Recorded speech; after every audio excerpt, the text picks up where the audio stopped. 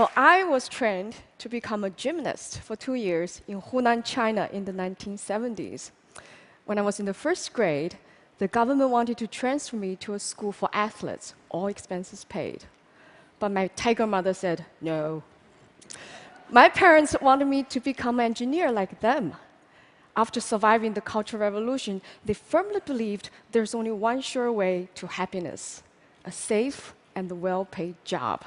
It is not important if I like the job or not. But my dream was to become a Chinese opera singer. That is me playing my imaginary piano. An opera singer must start training young to learn acrobatics. So I tried everything I could to go to opera school. I even wrote to the school principal and the host of a radio show. But no adults liked the idea. No adults believed I was serious.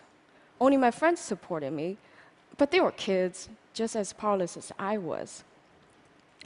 So at age 15, I knew I was too old to be trained. My dream would never come true.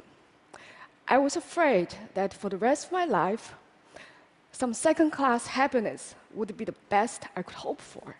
But that's so unfair. So I was determined to find another calling.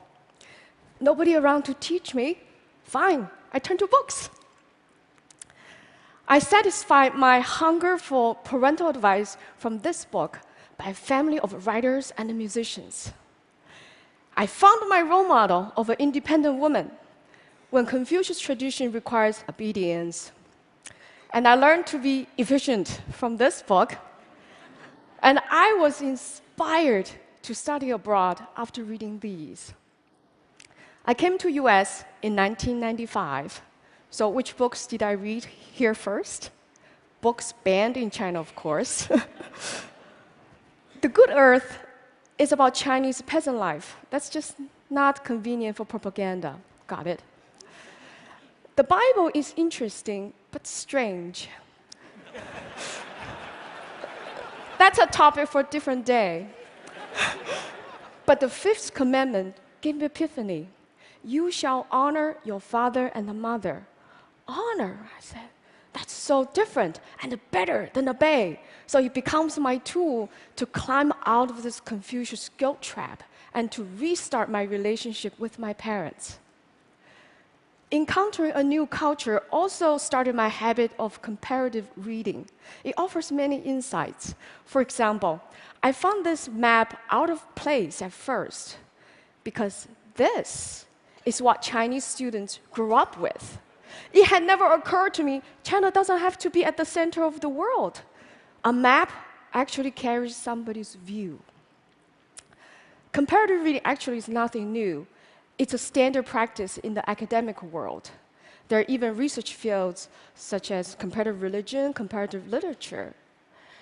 Compare-contrast gives scholars a more complete understanding of a topic. So I thought, well, if comparative reading works for research, why not do it in daily life too? So I started reading books in pairs. So they can be about people who are involved in the same event or friends with shared experiences. I also compare the same stories in different genres or similar stories from different cultures, as Joseph Campbell did in his wonderful book. For example, both the Christ and the Buddha went through 3 temptations. For the Christ, the temptations are economic, political, and spiritual. For the Buddha, they're all psychological: lust, fear, and a social duty. Interesting.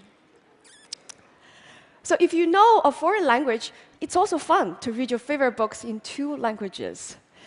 Instead of loss in translation, I found there's much to gain. For example, it's through translation that I realized happiness in Chinese literally means fast joy. Woo. And bride in Chinese literally means new mother. Uh-oh.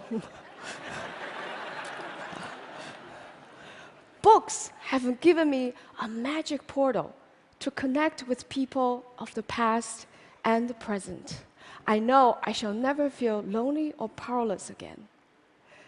Having a dream shattered really is nothing compared to what many others have suffered.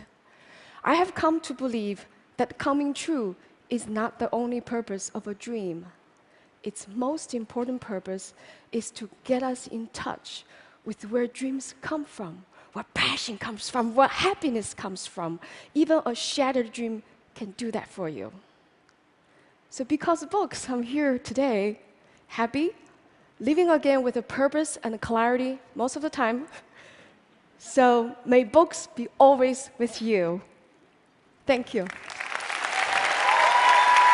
Thank you. Thank you.